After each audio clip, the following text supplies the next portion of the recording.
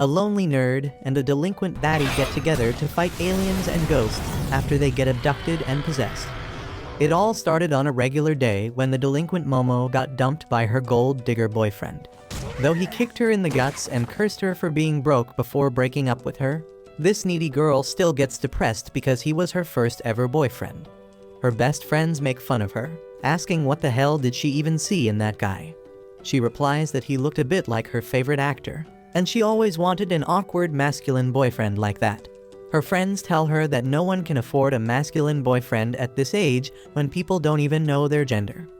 Later, Momo drags herself through the corridors when she notices some boys bullying a poor nerd named Ken.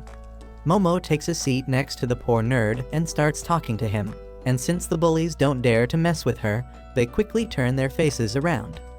She then heads out with her pent-up stress reaching its limit, when suddenly, the nerd Ken comes there. He doesn't dare to face her, but yells that he knows Momo is in love. Momo tells him to come out of his Delulu world because, even though she is desperate, she won't fall for someone like him. However, what Ken means is that she fell in love with the content in his magazine that talks about UFOs and aliens.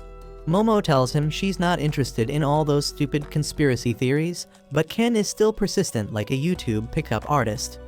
Momo tells him to shut the hell up because she doesn't have time for his yapping when she just got dumped.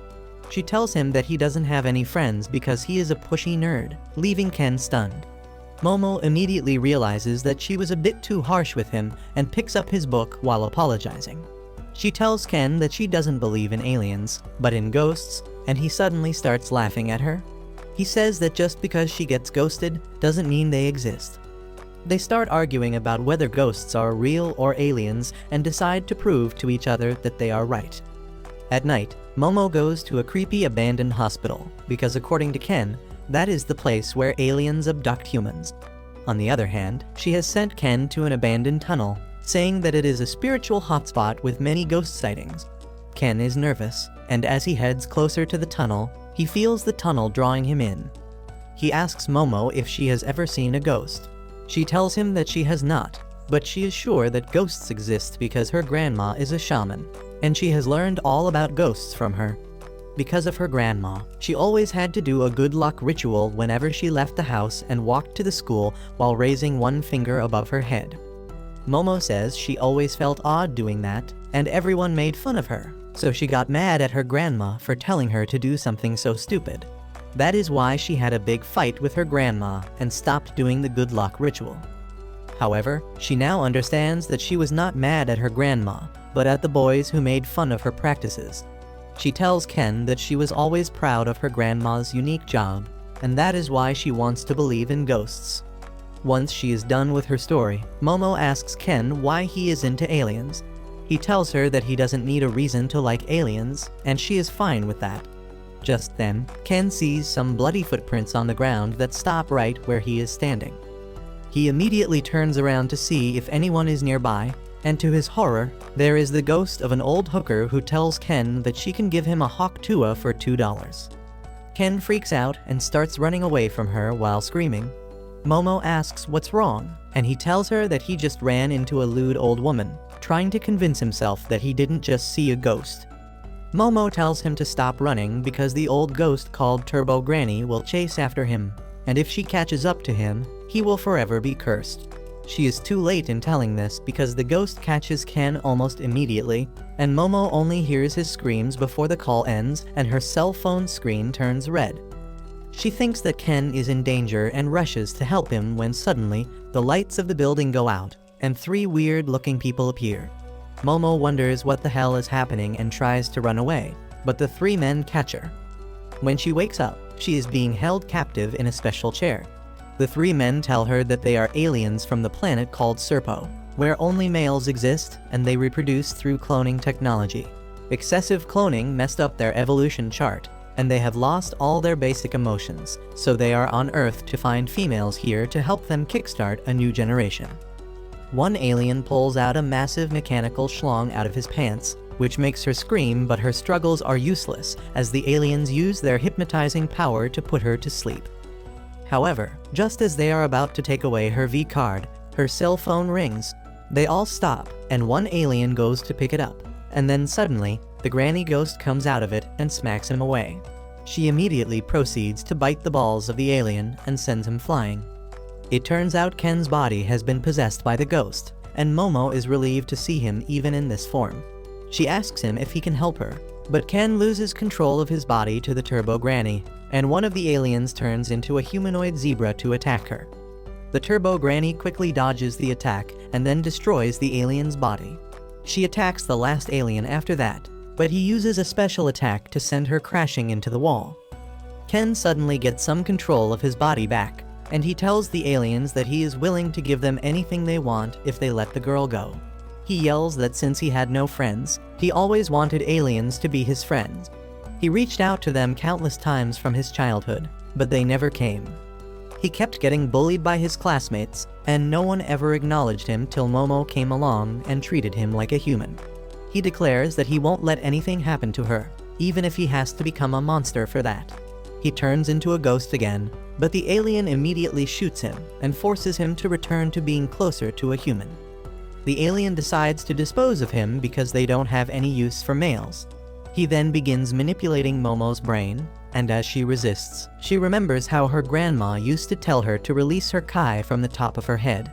She wonders why she is remembering it now but decides to give it a shot.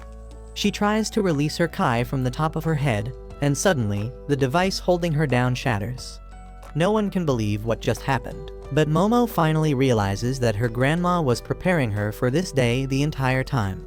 She feels her body overflowing with power and sends the alien flying with a kick, and he crashes into the moon, which was actually their spaceship in disguise. The things with aliens seem sorted, and Momo tells Ken that they should escape now. However, he is under Turbo Granny's control right now, and she attacks Momo. Momo tells her to let go of Ken, and with her power, she pushes the old ghost out of his body. However, Ken begins to squirm around in pain, and Turbo Granny says that she has control of his little banana, and as long as she has that, he will remain possessed by her. Momo tells her to return Ken's manhood to him at once, but Turbo Granny tells her to come to her tunnel so that they can have a fair match if she wants to save the boy. Turbo Granny flies away with that, and then the alien spaceship heads straight towards the building. It pierces through the building, and Momo somehow gets out safely with Ken. Later, she injects her kai into his body to keep him stable. They both realize that both aliens and ghosts are real, and now they have gotten too deeply involved with them. Ken asks how he can get free from this curse, and Momo tells him that they will need to beat the shit out of Turbo Granny to get her to free him. Ken says he will go there and work it out somehow and starts walking away. He takes off his shirt and pants and tells Momo to wear them and go home. She tells him that she can't leave him alone after all this, and he asks if she is sure.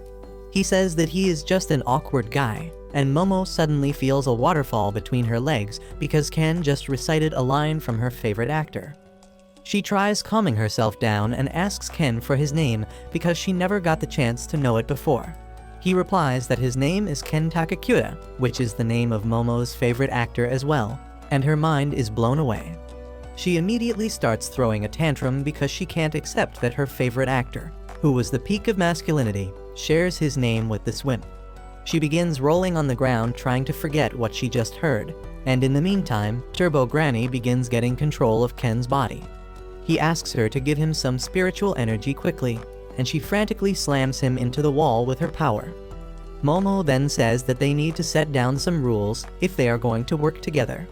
The first rule is that neither of them will mention Ken's name, and she will call him Okarun because he was in the occult club.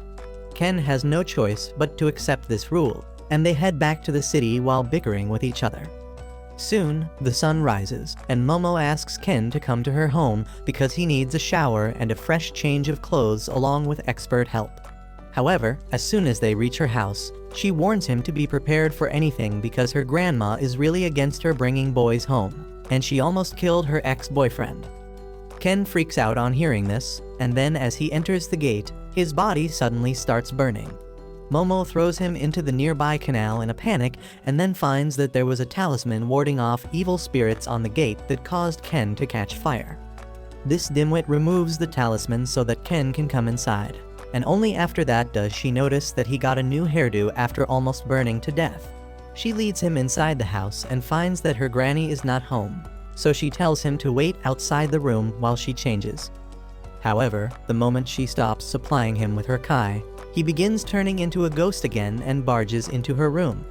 Momo uses her power to slam him into the wall and tells him to turn his face away while she changes.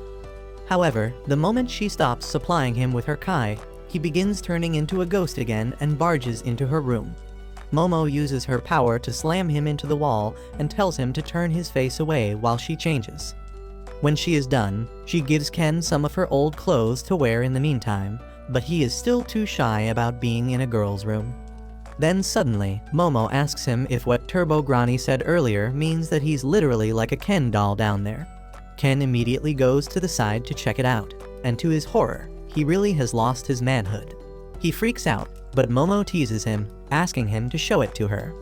Ken blames her for this because she was the one who challenged him to go into the tunnel, and she replies that he was the one who came to her first with the occult stories. Ken goes silent on hearing this and then admits that he was desperate about talking to her because he thought that they could be friends. He says that it was just his wishful thinking, and now he realizes that they are too different from each other. He apologizes to Momo for dragging her into the danger and tells her to ignore him once this case is resolved. Momo gets upset at this and tells him that if he keeps shoving people away like this, he will never have any friends. She goes close to Ken and begins poking him to get a reaction, and he suddenly calls her ugly. Momo snaps at this and grabs him by the collar, and Ken says that she has no tact and her words hurt his sensitive heart. While they are fighting, the doorbell suddenly rings, and Ken says that Momo's grandma must be back. She just tells him to stay quiet because their doorbell doesn't sound like this. She suddenly remembers that her grandma once told her that they have two doorbells. One of them is for humans, and the other is one for evil spirits, and one of them is right outside their door.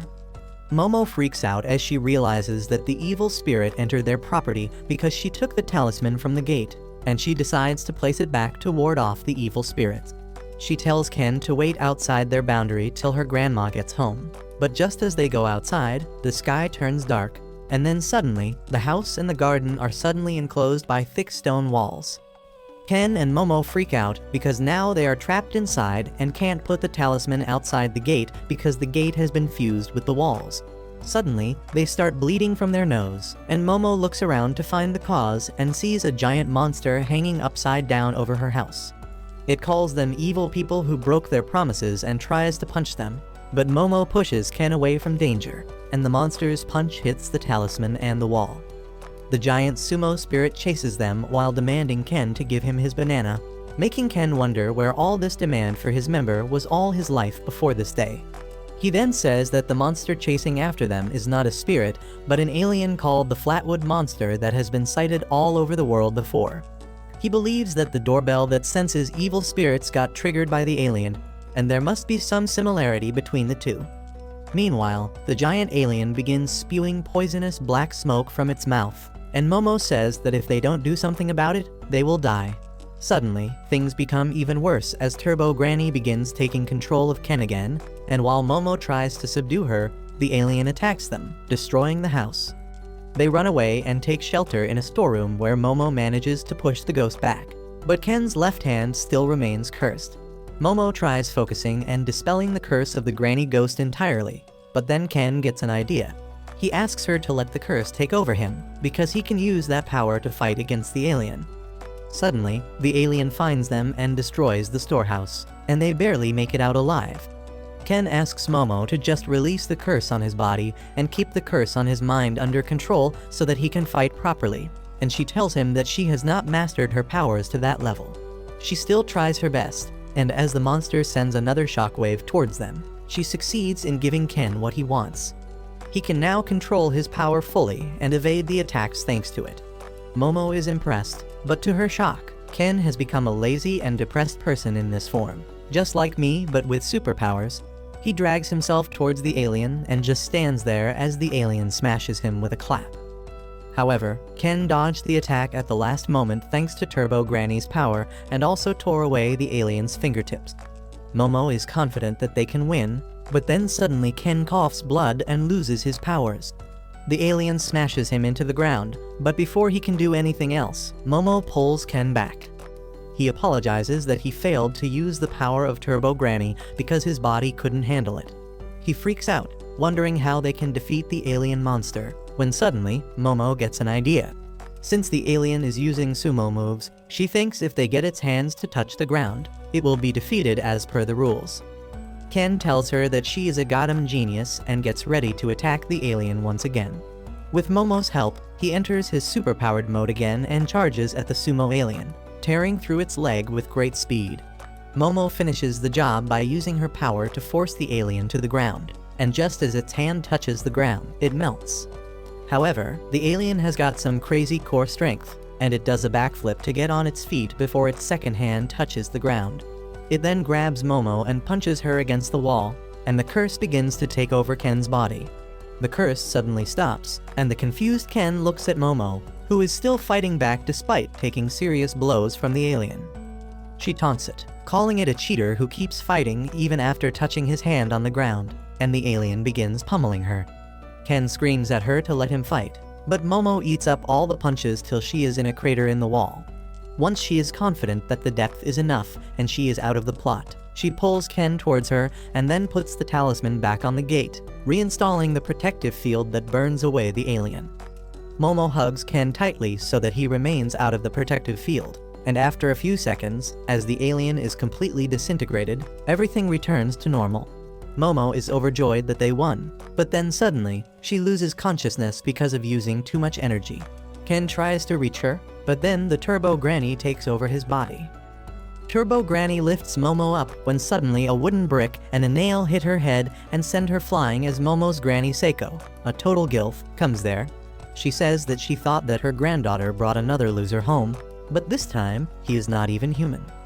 Turbo Granny immediately attacks the gilf from behind, but she has a protective barrier around her that burns the ghost before she can touch her. Seiko knew this is how things would play out, and just as she calculated, the ghost is already in a barrier she has set up. The ghost tries to attack her, but the barrier sets her on fire as soon as she touches it. Momo's grandma begins smashing Turbo Granny, but not in the way you all want to smash her. She beats the ghost with her bat to exorcise it, but Turbo Granny warns her that if she kills her, the boy she is possessing will also die. Seiko says that she doesn't care about that, and it will be better for her if the boys in Momo's life just vanish. She creates another circle around the barrier and then erases the first one a bit, burning the ghost. Hours later, Momo finally wakes up in her room, and the first thing she thinks about is Ken. She runs downstairs where her grandmommy is rewatching Friends like she used to do in her youth. Momo asks her if she saw a boy with glasses, and her grandma asks her if she sent the boy to a spiritual hotspot. Momo affirms and then asks what happened to Ken. Seiko says that she destroyed the evil spirit, and Momo freaks out. Suddenly, Seiko changes her attitude and brings up the grudges from the past when Momo told her that she was a fake and ghosts aren't real. The frustrated Momo bows down to her as she apologizes and asks her what she did to Ken. Her grandma tells her to head to the main shrine, and Momo curses her as she runs towards the shrine, thinking that she will find Ken's ashes there. She begins to blame herself for this because Ken just wanted to make friends, and she got him cursed. However, when she opens the door of the shrine, Ken is peacefully eating rice. He gets really relieved to see her because he thought he harmed her, but Momo shuts the door in his face because she suddenly realizes that she was worried about this nerd.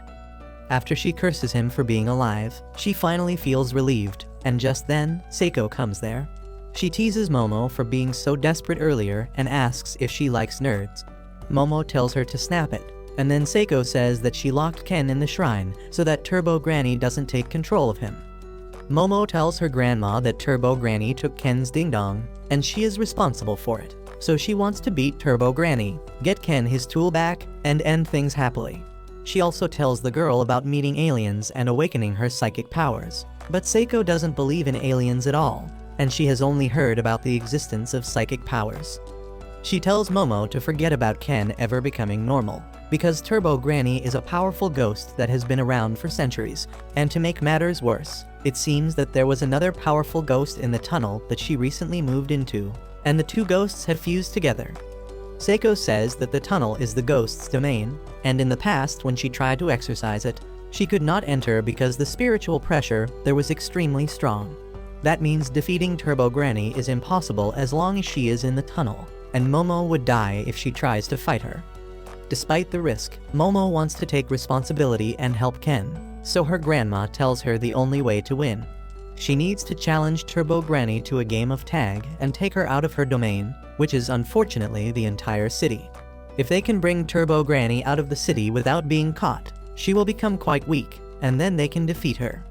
Momo panics on hearing that because she knows that she won't be able to outrun that monster. But Seiko says she was not talking about her anyway.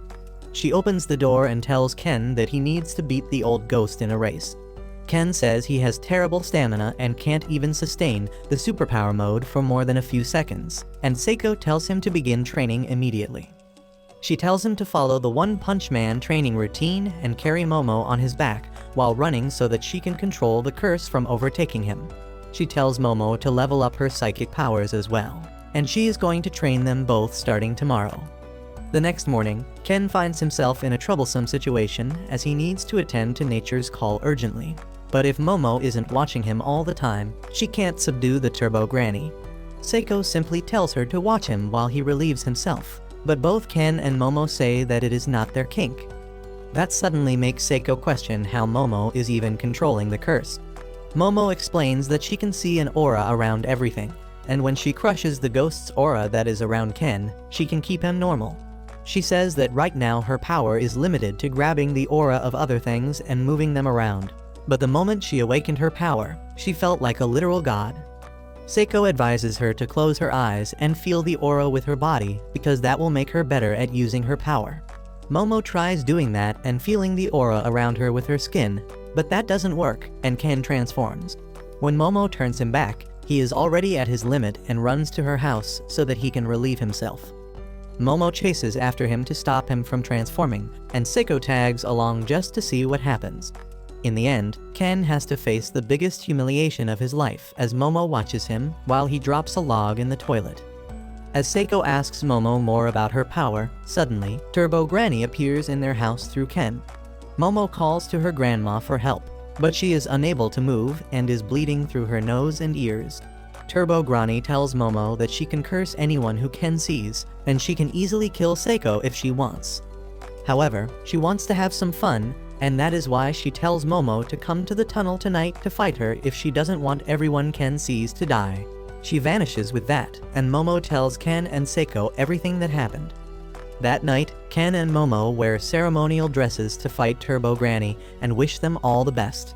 They take the train, where Momo takes off the ceremonial dress to wear her usual clothes instead, because she doesn't care about protection as long as she looks good. Ken and Momo reach the tunnel and Momo says that maybe they shouldn't bother trying to drag Turbo Granny out of the city and defeat her right here. She says that they were able to defeat the giant sumo alien, and the Granny Ghost is nothing compared to that. Just as she says this, they find that their path has been blocked by a giant head that seems to be straight out of Attack on Titan. They freak out, but to their horror, another head is blocking the path on the other side. Momo is grossed, but Ken tells her to stop being distracted and release the power of the curse on him so that he can transform. She does so, and he turns into the lazy and unmotivated superhuman, who walks towards the demon head to destroy it. Then suddenly, his power vanishes and Ken panics, asking Momo to do her job properly. But she is the one who is more worried because she can no longer see his curse. Turbo Granny suddenly speaks up, saying that she returned Ken's weenie to him because she understood that they were using her power to their advantage, and now he is no longer affected by her curse. Both the mouths attack them together, and just as they are about to be eaten, Momo recalls her grandma's advice to taunt Turbo Granny about her speed, because she is easy to rile up. Momo suddenly yells at the old ghost, asking her if she is afraid of losing to them in a contest of speed, which is why she is going to kill them with brute force. She mocks her, saying that she doesn't deserve the name Turbo Granny, and the ghost suddenly appears in her normal form to accept the challenge and asks her the rules of the game. Momo says that they are playing tag, and she wins if she catches them, but only after she has counted for 10 minutes. Turbo Granny accepts the rules, and as she starts counting, Ken and Momo run away at full speed. However, the old ghost is a cheater, and she counts down to 10 minutes and 20 seconds and then begins chasing after them. She grabs Momo with her power and then encases her in a prison of meat. And as Ken tries to free her, Turbo Granny walks up to him and says she is going to count 10 minutes for him now. He says that it is cheating, but Turbo Granny says that Momo never specified how to count 10 minutes. She doesn't give Ken any time to react as she finishes his countdown as well. But right as she is about to touch him, Ken jumps at her and bites her with full strength. Turbo Granny can't free herself because of the ceremonial clothes Ken is wearing, so she decides to possess him first and then rips off those clothes. She thinks she should eat Momo and finish things quickly, but then suddenly, she is unable to move. The moment Turbo Granny possessed Ken, Momo could sense her aura, and she crushes her with her powers. Turbo Granny fights back and attacks her, but Momo manages to subdue her power, and Ken misses the attack at the last moment. They are happy because they have reduced Turbo Granny to a small snake. But then suddenly, the evil spirit of the tunnel begins attacking them and demands them to return Granny. Ken and Momo run out of the collapsing tunnel, but the evil spirit follows them by traveling through the roadside. It suddenly bursts out of the roadside in the form of a crab, but luckily, it is stupid and gets easily distracted. Ken asks Momo to let him transform, but she finds that incredibly hard because now the real body of Turbo Granny is inside him. She manages to control Turbo Granny's power and Ken transforms right as the crab is about to hit them. They run away at full speed, but Ken can't turn around a corner and jumps off the cliff instead. Momo begins screaming in his ear that they are falling, so he uses his full power and twists his feet like the blades of a helicopter because physics and anatomy don't apply to him. He manages to slow their fall and lands on the ground safely, but then suddenly, the crab spirit jumps on them. Momo is thrown into the air, but she freaks out as she sees dozens of faces on the evil spirit's back. She gets on Ken's back as he begins racing through the town, and people begin clicking their pictures because they think they are stupid. Momo realizes that no one can see the spirit crab, and even Ken appears normal to them. He tells her to stop worrying about small things because he is about to run out of gas. Momo comes up with an idea, and she directs Ken to a hot spring. The crab crashes into the building as it chases after them, and then Momo pours hot water on it, thinking that it will cook it, and they will be saved. Somehow her random bullshit go method really works, and they immediately resume running out of the town. Suddenly, they see a huge group of people running towards them, but only after they come close do they see that they are all zombies controlled by evil spirits. They begin running in opposite direction, and Turbo Granny laughs at them, saying that she borrowed help from some spirits at the local cemetery to stop them from going outside. They suddenly find themselves surrounded on all sides, and even the crab is back in action. Momo tells Ken to go full throttle, and he says that it won't help them get out of the city. She tells him to trust her, and turns him into his superhuman form. Turbo Granny says that she has won, because Ken can go full throttle only once since he used one charge on the helicopter move. Momo gets on his back, and Ken dashes ahead at full speed. Momo clears his path using her power and uses it to swing across the buildings like Spider-Man. They cross the horde of zombies, but the crab is still in front of them. Momo yeets a car at it, and then Ken runs over it and leaps over the building behind. Momo corrects their direction by swinging from a pole, and they can see the train that leads out of the city, but then Ken returns to normal. Momo uses her force ability as wings to slow them down and also helps Ken transform once again so that he can help them land safely. However, as they hit the ground, Ken loses consciousness after reaching his physical limits and Momo can't do much either. She tries to wake him up and then suddenly notices that she let go of Turbo Granny during the landing. To her shock, Turbo Granny and her army of spirits is right in front of them, and she fuses with a crab spirit to kill and eat them. She taunts them, asking if they plan to challenge her again, and says how long do they want the countdown to be this time. Momo suddenly says that she only needs 1 second to get away from a slowpoke like her. Just then, a train passes overhead, and she grabs it with her power, getting on it and away from the ghost army. Turbo Granny chases after her and gets on the train, saying that she has nowhere to run now. Momo says that is her line, and grabs her with her force hands as the train nears the boundary of the city where Seiko is lying in wait to finish the job. Turbo Granny strains to reach Momo, but the train crosses the city boundary and enters the barrier erected by Seiko just then. The power of the barrier burns Turbo Granny and the crab, and the spirits that were inside them are released as they turn to ash. Soon, the train stops at its final station, and Momo drags Ken to the platform, and he wakes up with his mind still in the middle of the battle.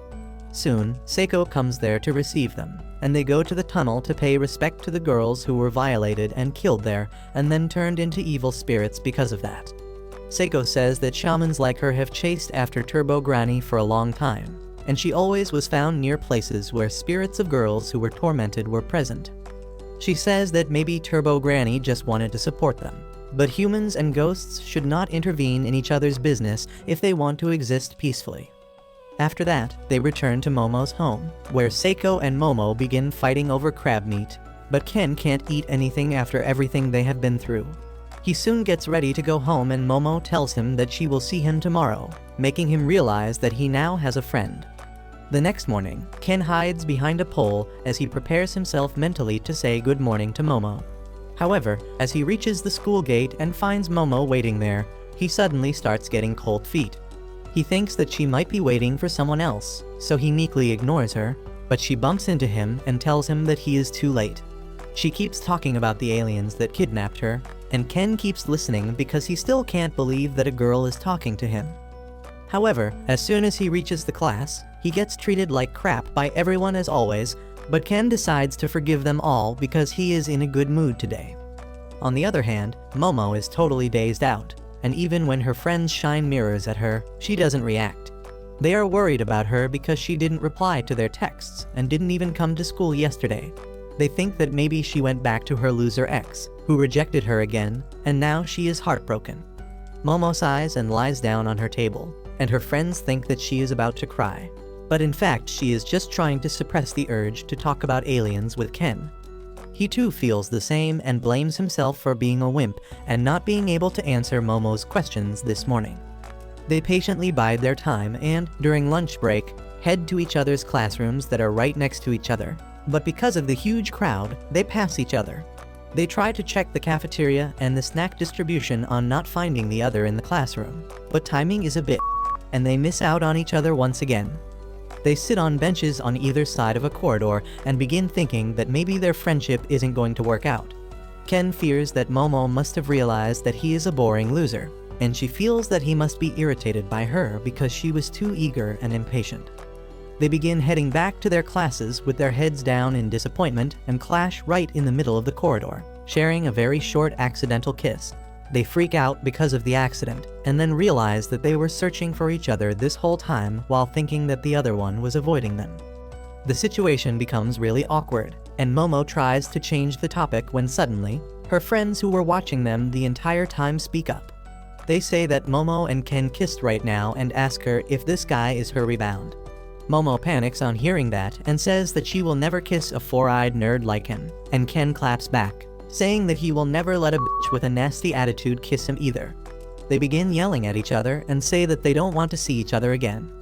They go to their classrooms, but Momo's friends totally ship them. Ken goes to the toilet to relieve himself, thinking about how he is going to apologize to Momo for this, but as he opens his zip, he finds something very wrong with his tools. On the other hand, the girls in Momo's class have surrounded her, and her friends are telling them that they just saw her kissing a cute nerd. Momo gets flustered as she tells them that it is just a misunderstanding, and then Ken enters her class, panting and sweating. He tells Momo that he needs to talk about something very important with her in private, but she dismisses him, saying that she doesn't want to. The girls begin teasing Momo for being too cold to her boyfriend, and she tells them to shut up because there is nothing going on between her and the nerd. She says that she doesn't feel like talking to him, and Ken gets upset. He asks Momo if she is embarrassed of being his friend, and then quietly goes back to his class since she doesn't even reply. After the school ends, Ken begins heading out, wondering if Momo is still angry with him. He accidentally bumps into a pink-haired girl who apologizes and asks him if he is fine. Ken kind of freaks out at this because the girl is pretty and is treating him nicely, and as she begins getting more friendly, Ken feels his heart pounding rapidly.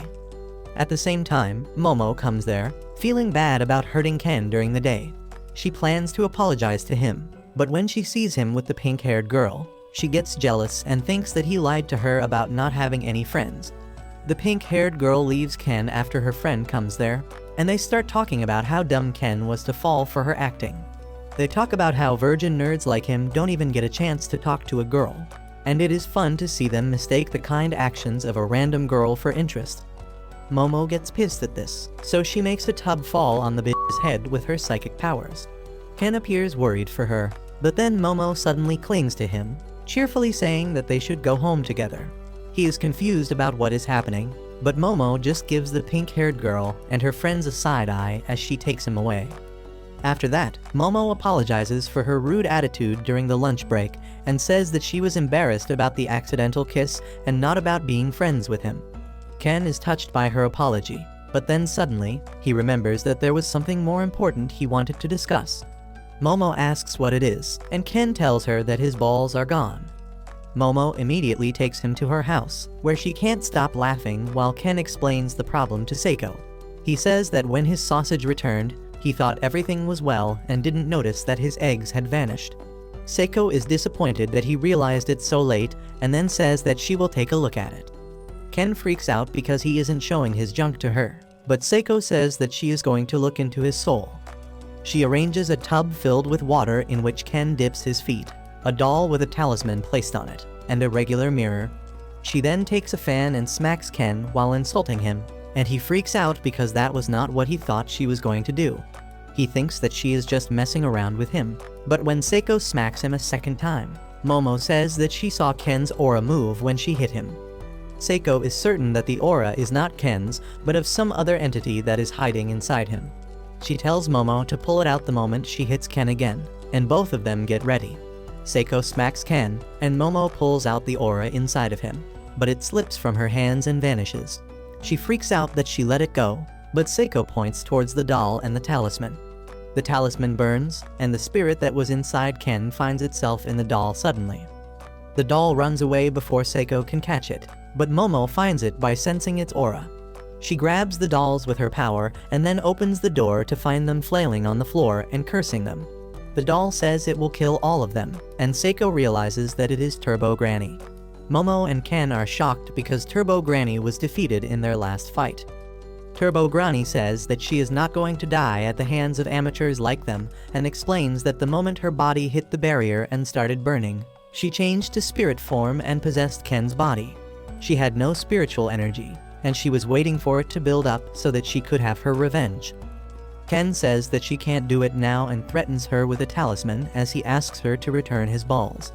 Turbo Granny laughs, saying that if he kills her, he won't get them back, and if he wants them, he should kill the two women. Ken gets furious at her, and in his rage, he suddenly transforms into his superhuman form. Everyone is shocked by this, and they wonder how Ken can transform if Turbo Granny is no longer inside him. Seiko realizes that Turbo Granny was trying to hold on too tightly to Ken when she hit her with a fan that expels evil spirits from people. So only her consciousness was thrown out, and her power is still within Ken. Seiko says that they have the advantage now because only she can put Turbo Granny's consciousness into something other than a doll. Turbo Granny freaks out, and Seiko begins smacking her left and right with a fan. Ken turns to normal quickly, and Turbo Granny runs out, but Seiko chases her and begins thrashing her again. Momo calls for a truce and tells the old ghost that she doesn't really hate her because of her sympathy towards the girls who were wrong. She offers to return Turbo Granny's powers if she returns Ken's marbles.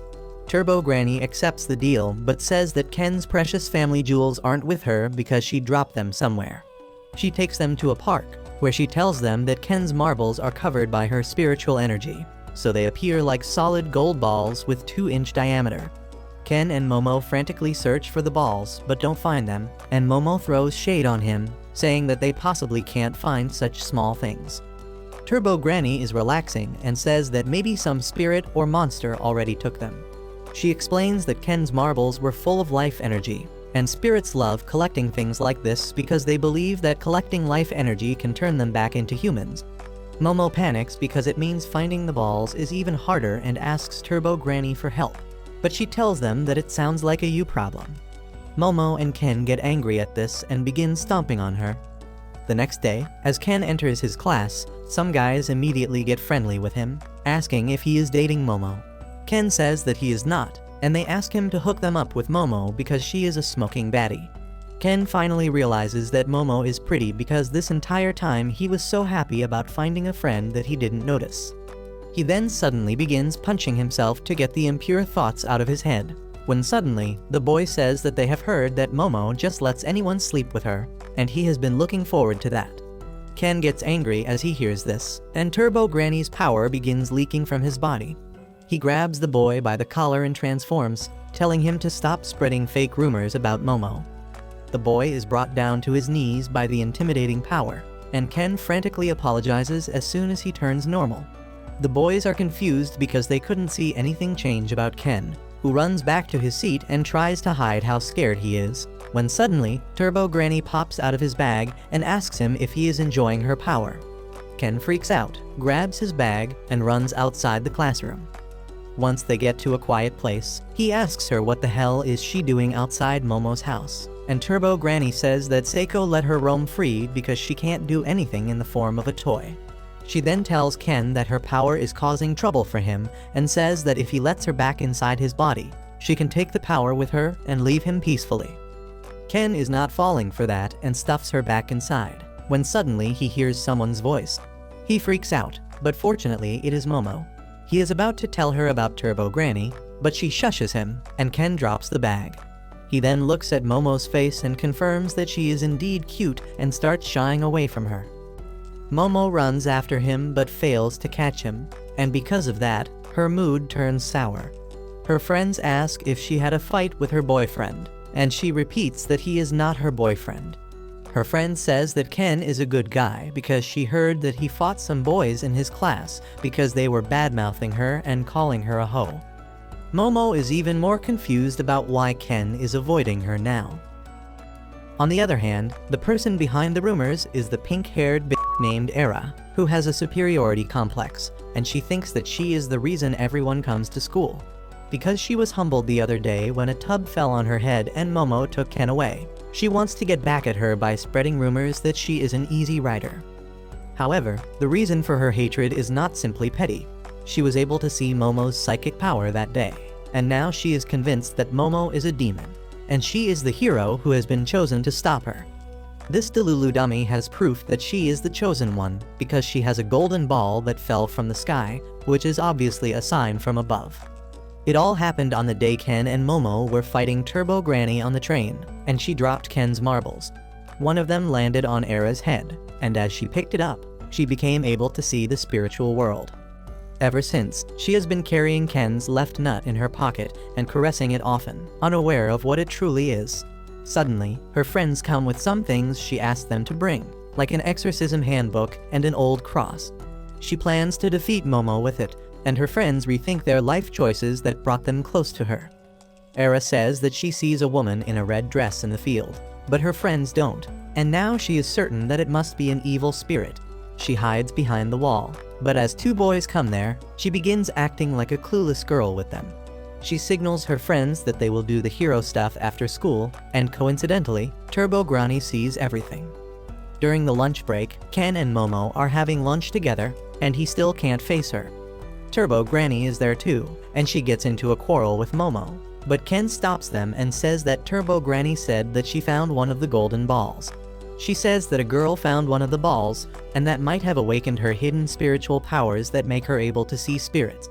However, that also means that the spirits can see her, and she can be in danger. Momo is worried about the girl now, and Turbo Granny says she will introduce them after school. As they get together after school to search for the girl, Era approaches them and asks to talk to Momo in private. She seems quite sincere, so Momo decides to deal with her quickly and tells Ken to wait for her. And only after they are gone, Turbo Granny reveals that Era is the girl she was talking about. Era leads Momo to an abandoned warehouse, where her friends were lying in ambush.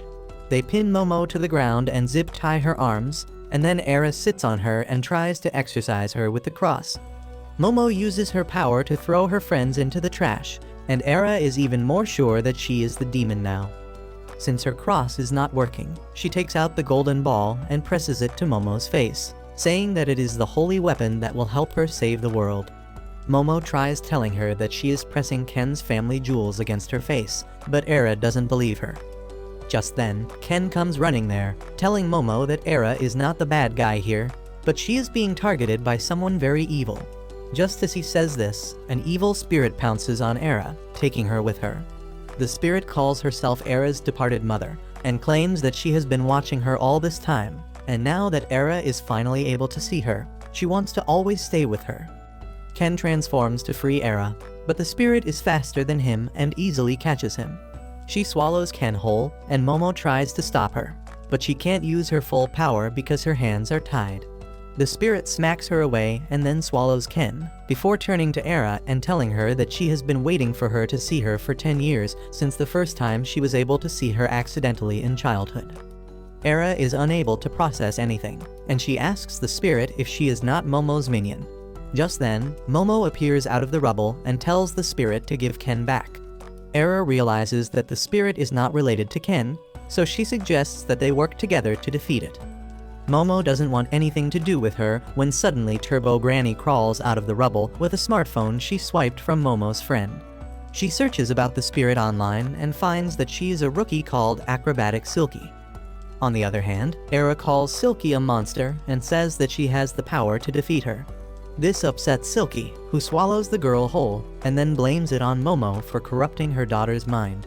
She shoots out her hair and grabs Momo, while Turbo Granny refuses to help her in this situation. Silky asks Momo to apologize, but she tells her to eat shit, and the enraged spirit swings her around, dragging her through the walls and then slamming her into the ground. She has blindfolded and strangled Momo and asks her to call her mommy if she wants to be forgiven. Momo calls her a piece of shit, and the enraged Silky swallows her too, and then begins crying for her child. Suddenly, Turbo Granny comes to her and tells her to release the kids she swallowed if she wants to live. Silky asks her what she can even do in this form, and Turbo Granny says that she could just give her good advice, and she did that. Then suddenly, Silky catches fire because she swallowed her hair along with Momo, and the cross Era had was actually a lighter. Momo used that lighter to set her on fire, and Silky is forced to vomit everyone out as she pulls out the tuft of burning hair from her belly. Silky thinks about the time when she was still a human and had lost her daughter. She kept running around the city frantically, trying to find her, and that memory makes the feeling of Era being taken away from her even more intense. She curses Ken and Momo for taking away her daughter and throws steel beams at them with her hair. They run away through the narrow spaces in the warehouse, and Momo tells Ken that she has a plan. Silky finds them just then and hits Momo away with her hair before turning her attention towards Ken. She attacks him, but thanks to his transformation, he is able to evade her attacks while carrying Era. Silky uses the tricky layout of the warehouse and her acrobatic skills to close in on Ken, and then knocks him away with a kick. Era is unconscious and defenseless now, and Silky begins approaching her. She has come to the fact that Era won't call her mommy anymore, but she still wants to be with her forever, and her idea of doing that is devouring the girl. She begins walking towards Era, when suddenly she finds that she cannot move ahead. Silky wonders what is going on, and then Momo comes to tell her that her own power has turned against her. Silky can bind anything with her hair, but she cannot leave the things after grabbing them. That is why she is stuck, and then Ken also comes there to support Momo. Suddenly, Silky starts destroying the steel beams to break free, and Momo grabs her legs with her power. She tells Ken to go full throttle and blow the spirit away, but he doesn't know how to do that. He says that whenever he used his power at full throttle, they were in a desperate life or death situation, and he doesn't know if he can do that now. Momo tells him to just kick Silky with all his might, but while they are bickering, Silky tears her hair and attacks them. Momo kicks Ken to save him from Silky's attack and then tells him to hurry up and deal with her. Silky tears through the psychic power and then regrows her hair instantly to attack Momo, but Ken activates his power at the same time and charges ahead, headbutting Silky with his full strength. He slams her through the wall and into the next building, knocking her out. Momo is impressed, but Ken is already out of gas, and Turbo Granny kicks him because he could use her power just once. Momo asks if she should call her grandma to exorcise the spirit, but Turbo Granny tells her to not bother with it because Silky ate one of her attacks right now, and she won't be able to use her power for some time. She then reveals that Era has the golden ball and goes to retrieve it, while Momo wonders how the girl is related to Silky.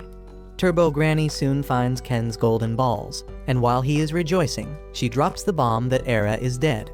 Ken and Momo freak out, and they go to check on Era to find that she really has no pulse. Turbo Granny tells them that it is no surprise because she was eaten by a spirit, and since she wasn't too strong, she was easily killed. Momo tells her to shut up and call the ambulance while she tries jump-starting Era's heart by squeezing it with her power and gets Ken to give the girl some oxygen. It doesn't work, and then Silky wakes up. Ken goes to fight her, but the spirit says that she wants to help them in bringing Era back to life. She asks Momo to take her aura and give it to Era, because that will provide her with the life force needed to bring her back. Momo doesn't trust her and says that she will definitely try to eat them again, and to prove that she doesn't want to harm them, Silky tears apart her mouth so that she can't eat anyone again. Momo is dumbfounded, but then Turbo Granny tells her that using Silky's aura is the only way to bring Era to life. Momo still doesn't trust the spirit, so she tells Ken to transform and stand by in case she tries anything. She then grabs Era's and Silky's aura, acting as a channel between them. As her aura is being taken away, Silky remembers the time when she was alive. She was a single mother who took multiple jobs to support her daughter and even worked as a hooker to get some money. Her daughter was the only source of joy in her life, and they were happy together. Then, on the night of her daughter's birthday, 2 thugs broke into their house. They thrashed Silky and took her daughter away. She frantically tried to search for her, but collapsed on the road and died there. After becoming a spirit, Silky's memory began fading away. But then one day, the young Era accidentally touched her, thinking that she was her mom, who had just died. The girl did not know that Silky was a ghost, but on seeing her, Silky was reminded of the daughter she had lost.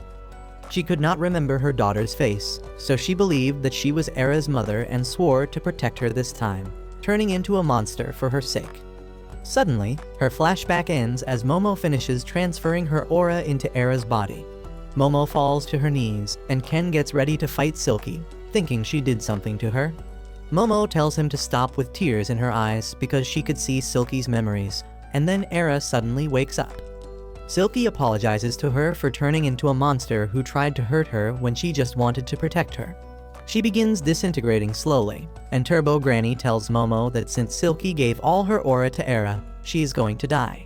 Since she still has regrets, she won't be able to pass to the afterlife, and her entire existence will be erased and no one will ever remember her.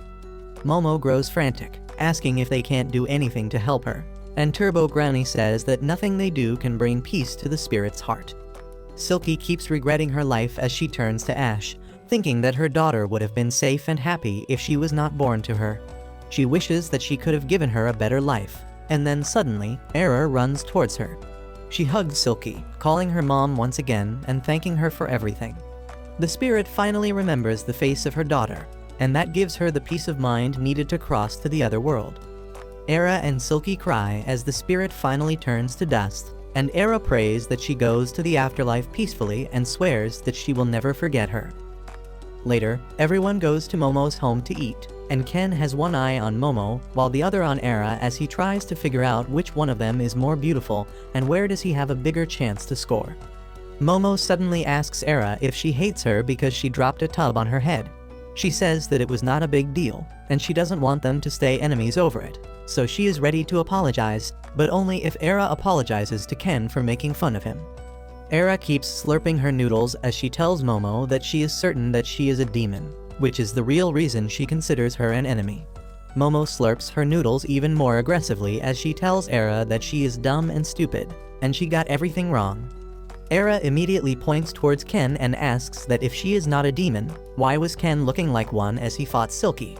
On top of that, Era refuses to believe that a beautiful and young woman like Seiko can be Momo's grandma. Seiko immediately folds on hearing this, and she takes Era's side, saying that Momo really is a demon. This further fuels Era's delusions, and she thinks that everyone here is a demon and Momo is their leader who wants to destroy Earth. Momo has enough of her bullshit, so she stuffs her mouth with noodles and starts speaking like a mumble rapper, and no one understands her. Era does the same, and they begin circling the table as they throw insults at each other in Goo Goo Gaga Duolingo, while Ken focuses on the noodles. After Era has her full, she decides to leave the house with a warning to Momo that she will defeat her the next time. Seiko encourages her, frustrating Momo, and then suddenly, Era returns to ask Ken why did he save her numerous times despite being a demon. Ken replies that he doesn't need a reason to save someone, and Era is moved. She says that Ken still has a human heart inside him, and swears that she will save him from Momo's control one day. She runs away with that, leaving everyone bewildered at her Delulu level. Soon after that, Ken finds himself in a pinch as Turbo Granny decides to insert his family jewel back where it belongs. It turns into a full-fledged baseball game as Seiko takes up a bat to hit Turbo Granny's throw. Luckily for Ken, she misses the shot, and the golden ball hits right where it should and reattaches to his body. Ken screams in pain, which is proof that there is something between his legs that can get hurt, and he is glad and embarrassed at the same time. The next day at the school, Momo begins wondering where to find the second ball. She suggests talking more about it during lunch break, but Ken says that he has to work on a report. She suggests going to an internet cafe after school, but he makes another excuse to turn her down. Later, when Momo goes to eat lunch with her friends, they ask her why is she not with Ken. She tells them that he was trying to keep his distance from her, and she thinks that he is hiding something suspicious. Her friends poke her, asking if she thinks that Ken is cheating on her, and Momo doesn't even say that they are not dating this time. She suddenly thinks of how Era seemed to be interested in Ken, and she can't help her curiosity. She tells her friends that she is going out to buy some drinks, but on the way, she keeps wondering if it will be right for her to approach Ken when he told her that he was busy. Suddenly, she finds him lying on top of Era in a risque position, and she drops the juice as her heart sinks on seeing them together. A few minutes earlier, Ken was working out by himself to grow stronger for the challenges he is going to face in the future since he doesn't want to rely on Momo forever. Suddenly, Era approached him and began talking about how she is a human and he is a demon, which means they can never be together. However, that was not going to crush the feelings she had suddenly developed for Ken, and she decided to confess to him. She began moving towards him and leaned in for a kiss, but Ken panicked and smacked her face as he pushed her away. He asked her what the hell is she doing, and she told him that she read in a book that she is supposed to kiss the person she is confessing her love to. Ken freaked out and asked what kind of book says that, and Era told him that it was one of her dad's corn collections. Ken told her to change her reference sources and then tried getting away from her, but Era was not ready to let him go. She began wrestling with him as she tried kissing him, saying that she is having these feelings for the first time, so she is going to kiss him no matter what. As they kept struggling, Era tripped Ken, causing them both to fall to the ground.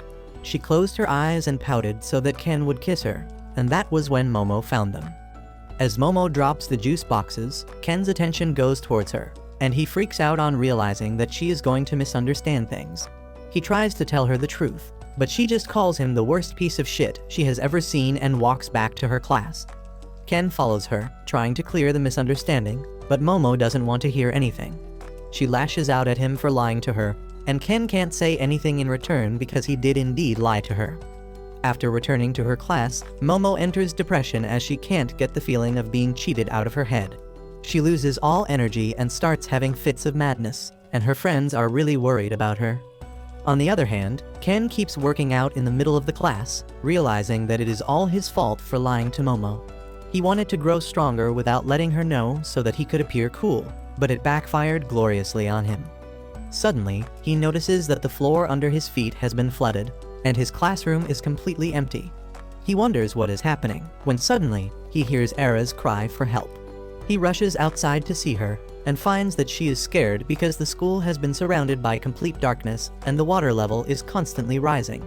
She thinks that Momo did this, and that makes Ken worried about Momo. He goes to her class to check on her, but she is not there. On the other hand, Momo is facing the same thing. The school seems to be completely locked down, and there is no one around. She begins worrying about Ken, but just thinking about him pisses her off. Suddenly, she hears something approaching her and finds that it is a relative of the Loch Ness Monster. She hides behind the wall as she wonders what that monster is and what is it doing here. As she tries taking a peek at it, her feet create a ripple in the water that reaches the monster and alerts it of her location. Momo crouches to hide and fear grips her as the ripples from the monster coming towards her grow stronger. The monster then pukes out a lot of water, and then releases a destructive laser beam that it shoots all around the corridor, totally ruining the building. However, on not seeing anyone dead from it, the monster decides to move away. Momo is somehow safe after that attack, and she grows even more worried about Ken now. On the other hand, Ken and Era hear the sound of the monster's attack, and Ken realizes that this incident must be like the time they were assaulted by an alien in Momo's house. He tells Era about it, and she finds it hard to believe that aliens exist. As Ken assures her that aliens exist and they are really interested in human reproductive organs, a monster suddenly appears in front of them. This mutated Hitmonlee attacks Era without warning, but Ken transforms into his superhuman form to take her away from danger. He tells her to get lost because he can't fight while protecting her, but then suddenly, he begins feeling a powerful pressure that undoes his transformation and slams him to the ground. Suddenly, the 3 weird aliens that kidnapped Momo in the past appear around him. They tell Ken that they want his banana, and Era steps up to protect him. Ken tells her to run away because she is in the worst kind of danger right now, but the aliens are not interested in her right now. They shoot her away with their force attack, and wonder how did she enter the barrier they set up so that only people with high spiritual power could remain in the school. They then tell Ken that they want his banana because it is special. He has shown powers that are beyond science, and they want to research them and transplant them into themselves. Ken feels completely powerless right now, and he tries telling them that it is the power of the curse and he is actually a weakling, but the aliens say that they will find everything about it in their research. They lift him up and begin tearing his clothes so that they can cut off his banana and study it, when suddenly, they are tied down by pink hair and a fast spinning thing hits them. Everyone is confused, and then suddenly the spinning person stops, and it turns out to be Era, who has obtained the powers of acrobatic Silky, and she is going to use them to protect Ken. As the aliens are sent flying, Ken falls to the ground. Era turns to face him, and then quickly covers her face because she saw his banana. Suddenly, Silky takes over her personality, and then the aliens realize that she also has high spiritual power level. They send the boxing mushroom after her, and Ken runs to the class to find something to cover his body while Era stays back to fight. The mushroom throws some punches at her, but Era jumps over him and rushes towards the alien instead. He shoots a 4-wave towards her, knocking her down. Era wonders what the hell just hit her, but then the boxer rejoins the action. He keeps throwing jabs at Era, who dodges him for a while and then pushes him back. She hits him with a powerful kick, and though he blocks it, the next kick hits his chin and sends him crashing into the roof. With the boxer being stuck there, Era rushes to attack the alien, but he uses his ability to slam her against the wall. Suddenly, the other 2 aliens also get up and shed their disguise to become the zebra-like creatures they are. They tell Era that she is quite fast, but her strength is lacking. Despite that, she is an interesting specimen, and they will take her bananas for research purposes. Era says that he will never lose to them, and then a punch from the mushroom sends her crashing through the wall. Before the aliens can further harm her, Ken yells at them to stop, and then comes out from the rubble, desperately hiding his man parts. He scoots to Era's side, telling the aliens to leave the girl alone, and then transforms into his ghost mode. But before he can do anything, the aliens use their telekinesis power to slam them both to the ground. They say that Ken and Era cannot even stand up in this zone, so they won't be able to use their powers. However, there is also a drawback, because while using their power, the aliens can't enter the zone as well. That is why they have hired the mushroom boxer to hit Ken till he loses consciousness so that they can take him away. Era tells the mushroom to stop because Ken may die from his attacks. But then suddenly, Ken uses his powers to block the mushroom alien's fist and then sends him crashing into the wall. The aliens are shocked to see that Ken was able to break through their zone, but they soon realize that he got help from someone. Momo is there to help her friend, and she was the one who weakened the alien's power so that Ken could use his abilities. Ken says he is really glad to see her, but Momo has still not forgiven him for the misunderstanding earlier. Thanks to her help, Ken and Era get up to fight again, but as they charge ahead, Momo sees Ken's ass, and she immediately loses control over her power. The aliens use this chance to pin all of them to the ground, and then they go to wake up the mushroom so that he can do his job. He says that he has lost his energy, so the alien decides to give him some protein using his mechanical banana. The mushroom cries for help because it is being assaulted, but then the alien transfers his genetic data inside him, causing him to evolve. The mushroom evolves into a zebra-striped mantis and launches some super-fast jabs at Ken and Era. Momo regains control and holds the aliens back. They tell the mantis boxer to get her first, but Ken and Era get up to defend her. Era attacks the mantis first, but he is too fast for her and slams her into the roof. Luckily, Ken can see its moves clearly, and he uses his super speed to protect Era from the alien's next attack. The alien attacks him again, but he dodges easily, and then Era lands a solid kick on the alien's head. She does salsa with Ken, borrowing his speed to continuously attack the mantis alien's weak point to knock it out. Suddenly, the water under their feet turns green and rises up to swallow them.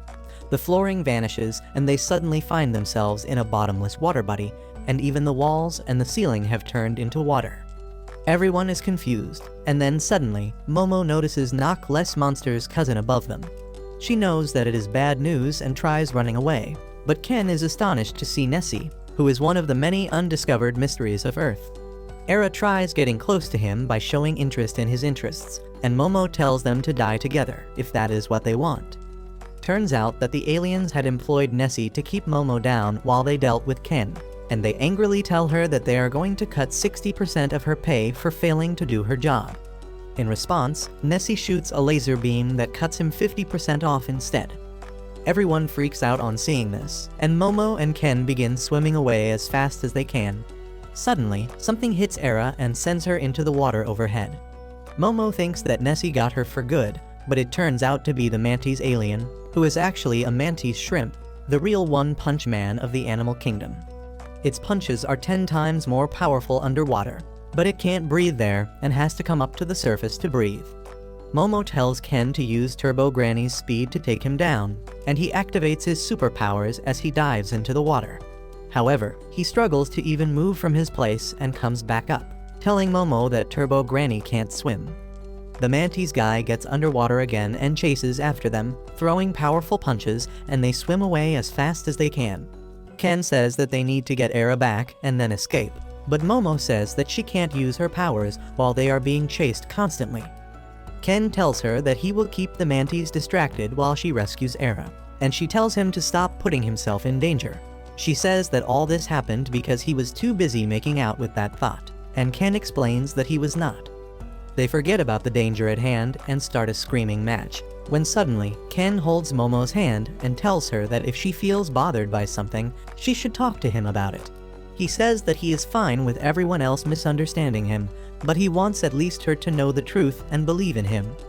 Momo is moved to hear that, and then suddenly, the mantis alien attacks them from under the water. Ken quickly gets himself and Momo to safety, and as they are in the water, they find themselves really close to each other. They get out, and the flustered Ken promises that he won't touch her again, but Momo gets an idea. She hops on Ken's back and uses her psychic power to propel him at super speed through the water. The mantis alien follows them, but Momo makes Ken take off, and they enter the water body above them. Momo grabs Era, and they reach a classroom, where she uses her power to bring her back to her senses. She then tells Era to strip because it is hard to move underwater in wet clothes. Era says that she has decided not to strip until her marriage, but Momo gives her no chance. The two girls get on Ken's back, and Momo tells them to give it their all because they can't win otherwise. They dive underwater, unaware that the last surviving alien decided to fuse Nessie and Mantis with him to become even more powerful. As Ken and the girls go underwater, the fused monster notices them and shoots a destructive laser beam at them. Momo manages to steer Ken to safety, and then the monster runs out of water, so it can't shoot anymore. It begins recharging water, and Ken and the girls realize that if they can stop it from sucking the water in through the holes on its neck, they can defeat it. They ride Ken to reach close to the monster, and Era attacks it first. She goes close to it, but the monster surprises her with the mantis punch, sending her away. It then shoots the laser beam at Ken and Momo, who somehow escape it and rescue Era on the way as well. Ken says that they can't defeat the creature underwater, but if they were on land, they would have a chance.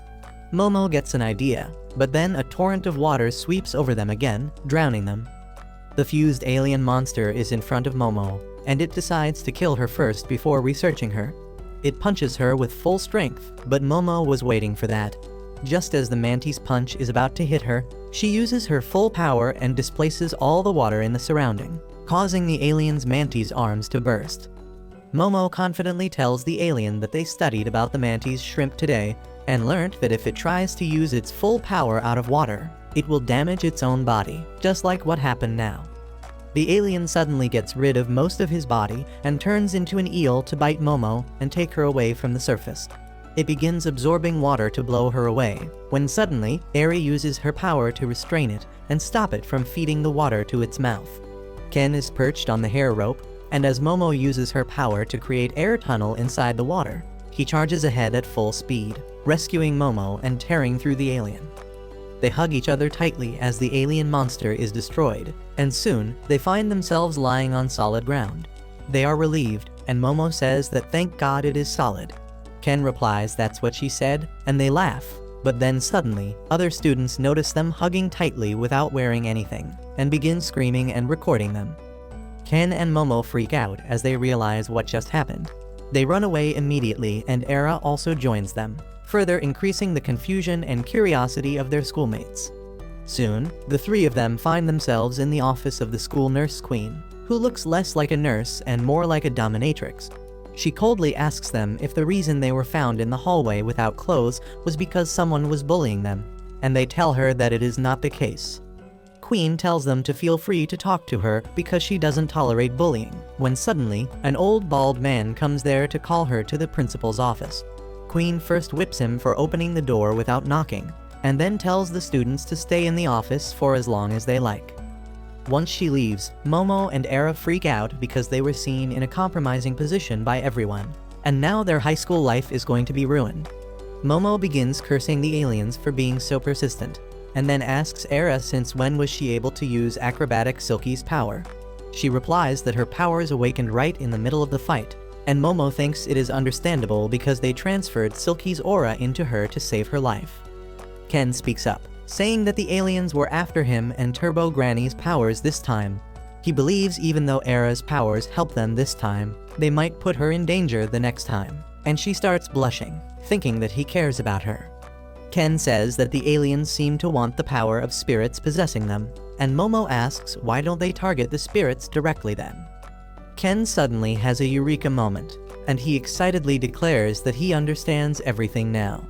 He pulls the whiteboard and explains that the aliens have been spotted a long time ago, but they have not made any attempts to invade Earth because of the ghosts and other supernatural creatures who are protecting Earth since it is their home. He says that despite their advanced technology, aliens can't defeat the supernatural monsters because they don't understand them, and that is why they want to capture and research people like them who have supernatural abilities. Momo and Era are blown away by his theory, but then their attention returns to the fact that they were seen by the entire school in their underwear, and they begin panicking. Era says that she will tell everyone that Momo forced her and Ken to strip, and surprisingly, Momo lets it slide because she doesn't care.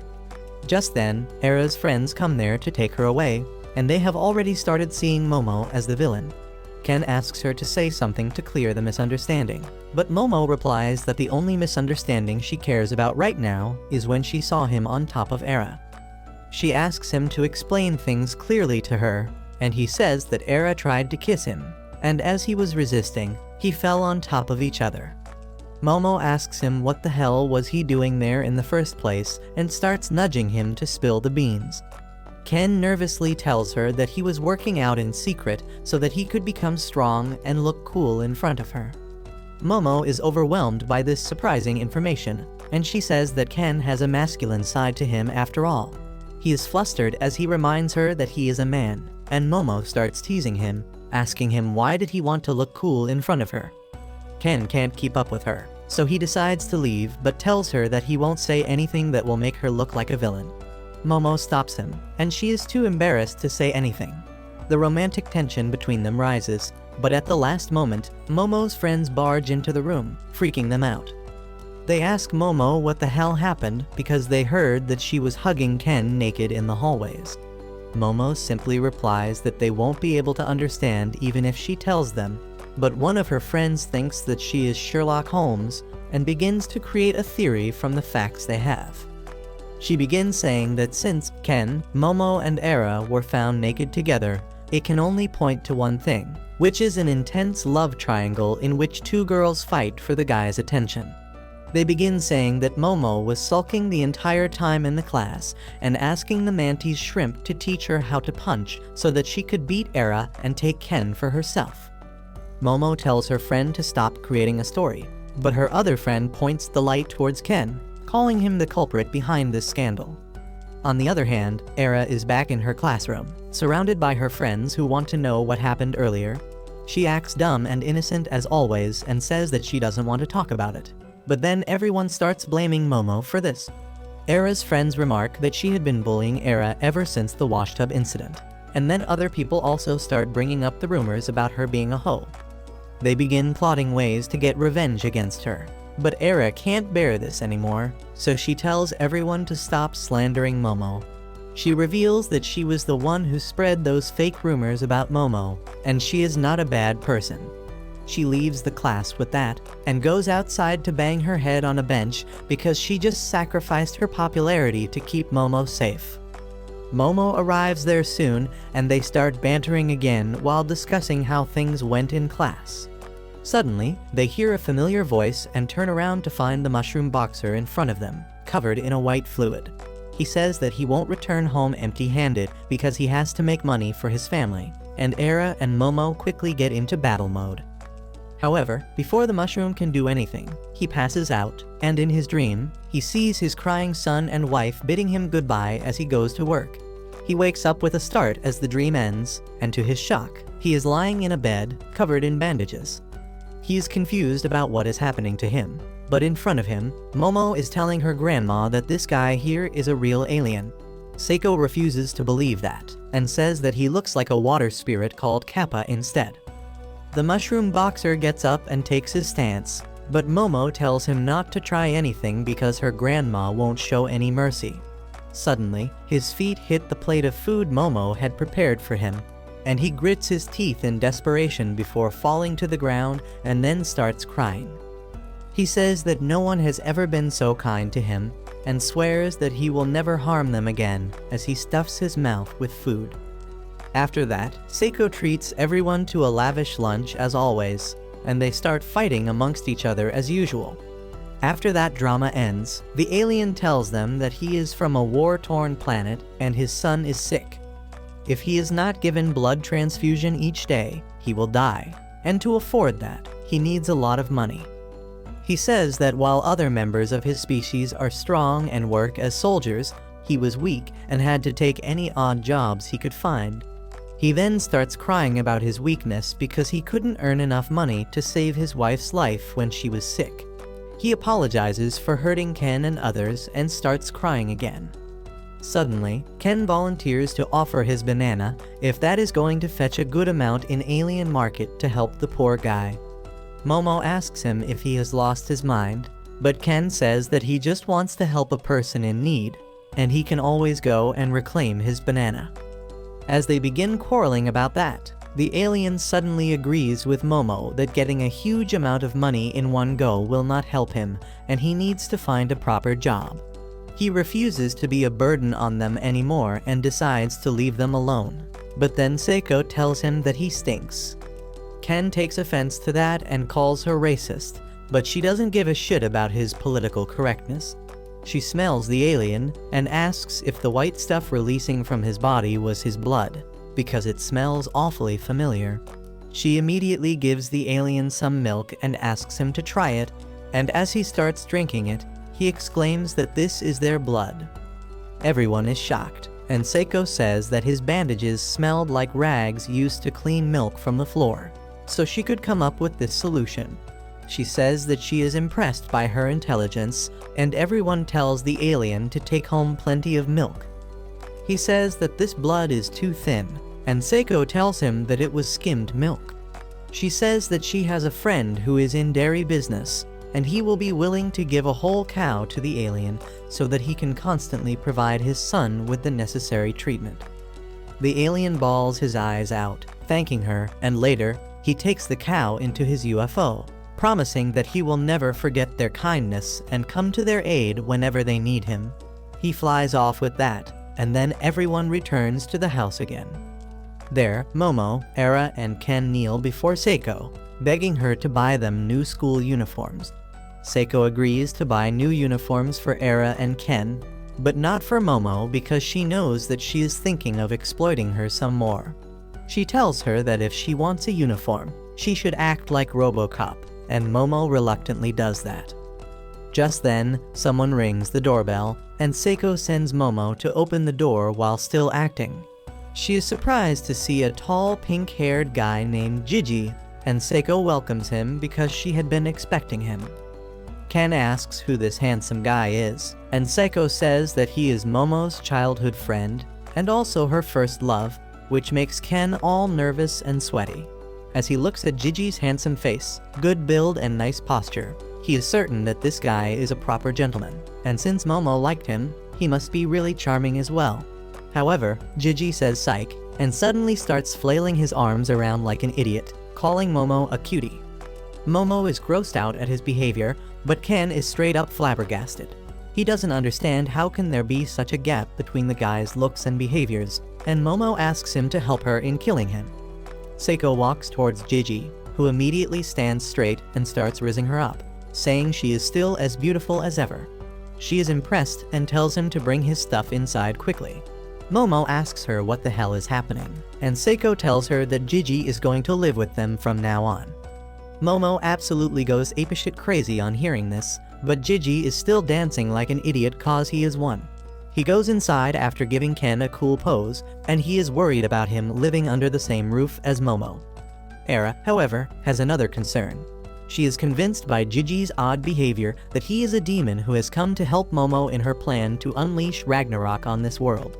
She shakes Momo, telling her that they only have a temporary alliance as long as the aliens are a threat, but once that is over, she is coming for her ass. She runs away with that, and Momo is still freaking out because her little brain can't handle everything that's happening. A couple seconds later, Ken says that he will be going home now too, and she suddenly turns sober. As he drags his feet across her front yard, Momo calls out to him and then begins waving at her open palm. He doesn't get what she means, so she tells him that it is his turn to say, "See you tomorrow." Ken shyly tells her that he will see her tomorrow, and though Momo is happy to hear that, he is still as dejected as he imagines her living with her first crush. After a while, Gigi stuffs his face with food, and Momo demands an explanation from Seiko about letting him hear. She explains that both his parents are hospitalized, and being a good citizen, she must help him out. Momo is not convinced by her answer, especially because Gigi keeps praising Seiko with each sentence he says, and she spoils him more and more with that. As they are washing the dishes later, Momo wonders if this goofball was really her first crush who used to make fun of her. Gigi also remembers that, and he suddenly apologizes to Momo for mocking her because she was right the entire time. He tells her that he can see ghosts now, and Momo freaks out. She asks him if he got a golden ball by chance, but he doesn't get that reference and thinks she is asking about his family jewels. Anyway, he tells her that his parents relocated to the mountains because of their job, but their new house was haunted. He started seeing things slowly and steadily until one day, a ghost appeared right in front of him and told him to look at him. Ever since that day, Gigi has been able to see ghosts, and the health of his parents got worse. He contacted some famous exorcists, but 3 of them committed suicide, and the remaining told him to go to Seiko, as she was the only one who can help him. Momo understands everything now, and Gigi suddenly bows before her to apologize for everything. She tells him to stop it, and then boasts that her grandma is going to take care of the ghost really quickly. Seiko quickly shoots her down, saying that Gigi's house is outside her domain, and Momo will have to take this request herself. She tells her that it might be connected to the golden balls, and promises to buy Momo all the uniforms she needs if she takes care of the haunted house. The next day, Gigi transfers to Momo's class and immediately starts acting like a clown. However, he is good looking enough to convert tomfoolery into charisma and instantly rizzes up all the class girls. Momo's friends are initially grossed out by his weird acts, but a couple of flirty lines turn them to his side as well. The girls ask Momo how does she know this guy, and she tells them that he is a childhood friend. Gigi denies that, and says that they are living together after their parents' approval. Momo freaks out and tries strangling him. But then her tan friend gets between them and tells Gigi to stay away from Momo because she already has Ken. On the other hand, Ken is super jealous and insecure about Gigi returning to Momo's life. He wonders if she still likes him, and if he likes her too. He thinks that if they start dating, Momo won't have any time for him, and he will be back to being a loner. To get those bitch-ass thoughts out of his mind, he does what any guy does and starts working out. However, Momo comes looking for him, and he nosedives into a bush in panic. She tells him that she is going to eat lunch here since she doesn't want that bitch named Era to get close to him. Ken tries to focus on his workout, but then Momo says that since both his hands are busy, she can feed him with her hands. Ken's heart skips a beat, and he nervously accepts the offer, but just then, Gigi comes there. He tells Momo that they should eat lunch together, and while she turns him down initially, as soon as he pulls out her favorite snack, she immediately goes to him, leaving Ken with more jealousy and insecurity. He decides to leave them alone and move on from his unrequited feelings because that would be the best for everyone. However, just as he turns around the corner, he is met with the greatest shock of the day. The human anatomy model from their bio class is running towards him, yelling that it won't stop. Ken freaks out on seeing it, and immediately runs towards Momo to get help. However, the model overtakes him and heads right ahead. Momo stands in its way, but before she can use her power, Gigi jumps on her to bring her to safety, making Ken even more jealous. The model jumps above them, and Momo sees a golden ball right where it should have too. She immediately yells at Ken that the model has his second family jewel, and tells Gigi to let her go because she needs to do something about it. He refuses to let her go because it is dangerous, so Momo uses her psychic powers to latch on to the running model. However, it easily pulls her along with it, and Gigi keeps clinging tightly to her. Ken runs after them as Momo asks him to stop the model, but he is more worried about Gigi holding tightly to her. The animated model quickly gets away from him, and Ken removes all his weights before transforming into his super self and then accelerates ahead. He quickly catches up with the model, who tells him that he is not going to let anyone stop him. Momo tries to reach Ken, but the model is super fast. Ken tells her to use the power lines, and she uses them to get closer to Ken, but in doing that, she accidentally brings herself in front of the almighty truck Kun. Luckily, Ken saves her and Gigi from being sent to another world at the last moment, and then carries both of them on his back while evading the traffic. As he chases after the model, Gigi starts hitting him, calling him a monster, but Momo tells him that this is Ken. He spots the model running away in the distance, and quickly reaches close to it. Momo grabs it with her powers and Ken provides them a stable foothold to pull it towards them. The model clings to an electric pole with everything that it has got, and he puts so much strength that his body literally splits apart and then instantly places itself back like a puzzle. He escapes with that, and Ken and others lose sight of him. As they are frustrated, Momo hits something in her hand, and suddenly, she hears a loud cry coming from the model. She follows the voice and keeps squeezing the thing in her hand to follow its cries to a dumpster. The model is lying flat on the ground, because when it split earlier, Momo stole his heart, and she had been using it to torment him. She promises that she is not here to harm him, and tells him to show his family jewels because one of them might belong to Ken. The model contemplates doing that, when suddenly, he hears a woman's voice calling out his name. The model is named Taro, and he begins searching frantically in the garbage dump for a woman named Hana, who turns out to be a discarded anatomy version. He finds her soon, and she asks him why did he take the risk of coming here. Taro tells her that no risk is not worth taking for love, and if he loses her, he will lose his reason for existence. He talks about how meeting her changed his life in so many wonderful ways, and suddenly, his words resonate with Ken, who begins thinking about his first meeting with Momo. As he hears the anatomy model talk about how he is ready to do anything for the sake of his love, Ken decides to man up and be serious about his feelings as well. Before that, Ken, Momo, and Gigi take the female anatomy model Hana back to Momo's house and beg Seiko to let her stay here. They tell her the full story and beg her to be supportive of their love story, and she folds when they flatter her. She then asks what happened to the male model, and Momo says that he is going to stay in the school during the day, and at night, he will come here to meet Hana. Seiko tells Hana to keep her lovemaking with her boyfriend quiet because she doesn't want to hear their parts creaking at night. She then asks about the glistening ball that Momo saw on the model, and she replies that it was just a Christmas bell and not the real deal. With that, the business talks are over, and Seiko tells Momo and Ken to lay out the dinner table. Meanwhile, Gigi ended up getting humbled by Turbo Granny in the stuffed toy. Once he gets back on his feet, he says that Momo and Ken have some super amazing powers, and he wants to have something like that too. He then starts acting like a creep in front of Momo, which makes her laugh and also makes Ken jealous. He remembers the intensity of the male anatomy model when he confessed his love to his girlfriend, and he decides to stop holding back. He leaps at Momo, saying that there was some lint in her hair, and then instead of getting embarrassed, he says that he is